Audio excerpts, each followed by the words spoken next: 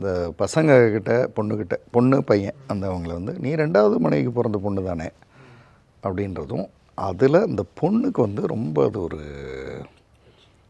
அதாவது அதுக்கு முன்னாடியும் அப்படி தெரியும். ஆனால் ஒரு பிரச்சனை வரும்போது எல்லார் முன்னாடியும் அந்த இன்சல்ட்டுன்னு ஒன்று நடக்குதுல்ல, அதை வந்து அவங்களால ஜீரணிக்க முடியல.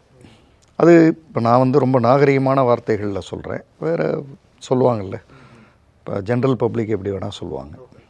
அந்த மனநிலையில் வந்து என்ன ஆகுதுன்னா, இவங்க வந்து ரொம்ப நம்ம வந்து ஒரு அவமானமான பிறப்பு போல் இருக்குது அப்படின்னு அவங்களுக்கு வந்து அந்த கில்ட்டு ப்ளஸ் எங்கள் அம்மா பண்ண தப்புக்கு நான் என்ன பண்ணுவேன் அப்படின்னு ஆரம்பத்தில் முதல்லாம் பேசிகிட்டு இருந்ததுங்க. இப்போ வந்து உண்மையிலேயே நாம் வந்து ஒரு அசிங்கமான பிறவி தான் போல் இருக்குது, ஏன்னா மொத்த சமுதாயமும் அப்படி தானே பேசுது அப்படின்ற மனநிலையில் கில்ட் அதிகமாகி இவங்க செய்ய வேண்டிய வேலைகள்லாம் செய்யாமல் அதிலேருந்து விலகி, அதனால் டிப்ரெஸ் ஆகி நிறைய சாப்பாடு சாப்பிட்டு வெயிட்டு போட்டு ஒரு 6 மாதத்தில் ஆளே வந்து கிட்டத்தட்ட ஒரு இப்போ ஒரு இப்படி சொல்லலாம் ஒரு 60 கிலோ இருந்தவங்க கிட்டத்தட்ட ஒரு வருட கேப் வச்சுக்கலாம், கிட்டத்தட்ட ஒரு 75-80 கிலோ 85 கிலோ பக்கம் போயிட்டாங்க.